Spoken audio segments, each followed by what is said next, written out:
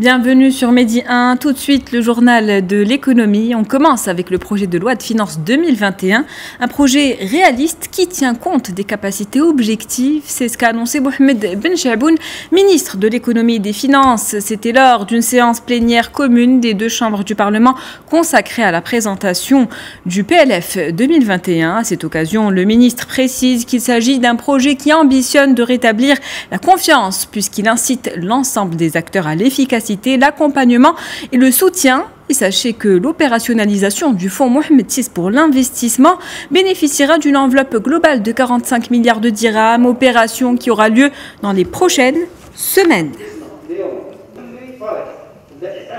Toujours selon le PLF 2021, 230 milliards de dirhams, c'est le montant de l'investissement global qui sera alloué au secteur public l'année prochaine. 37% de cette enveloppe est destinée au budget général, aux comptes spéciaux du Trésor et aux services d'État gérés de manière autonome. 36% de ce budget sera alloué au suivi des établissements et entreprises publiques et près de 18 milliards de dirhams seront mobilisés pour l'extension et le renforcement des réseaux de voirie et d'assainissement, les constructions d'infrastructures culturelles, sportives et de loisirs, les constructions de marchés et d'édifices publics ainsi que les aménagements de jardins et d'espaces verts. Sachez également que les programmes d'investissement des EEP s'élèvent globalement à près de 82 milliards de dirhams.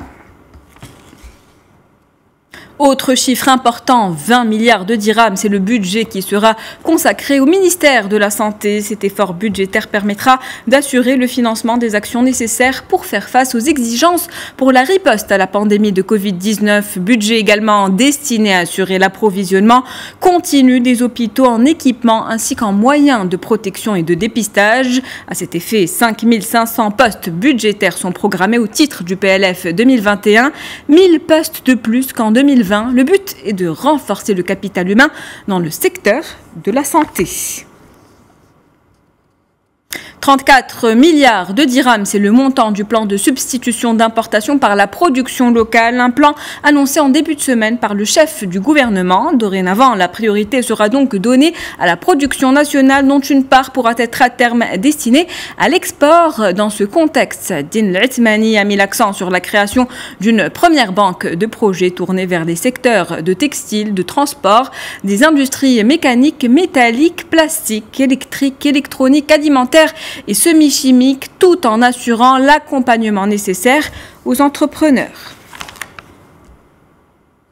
On poursuit avec l'Office national marocain du tourisme qui a organisé 2 voyages de familiarisation au départ du Royaume-Uni et de l'Espagne en faveur des professionnels du tourisme. Ces voyages permettront de mettre en relation les acteurs touristiques espagnols et britanniques avec leurs homologues marocains. Objectif, les rassurer sur les dispositions sanitaires prises par le Royaume et accélérer la relance touristique. En Algérie, Sonatrach, impacté par les conséquences économiques de la pandémie de Covid-19, la compagnie nationale des hydrocarbures a subi une perte de 10 milliards de dollars fin septembre par rapport à la même période l'année dernière. Son chiffre d'affaires à l'exportation lui accuse un repli de 41%. C'est en tout cas ce que révèle un bilan du ministère de l'Énergie. Selon le même bilan, le groupe Sonel Gaz a enregistré quant à lui des pertes de 18,7 milliards de dinars. Face à cette situation, il a été décidé de procéder à des mesures urgentes pour atténuer cette crise sanitaire et financière.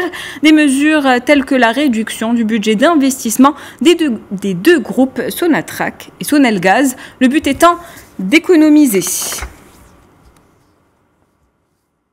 Enfin, après l'annonce de son prochain retrait de la liste américaine des États soutenant le terrorisme, le Soudan espère un allègement de sa dette et une levée des sanctions à son encontre. Pour Khartoum, cette levée des sanctions signifie que les investissements peuvent enfin reprendre. Mais toute chose a un prix. Donald Trump pose ses conditions.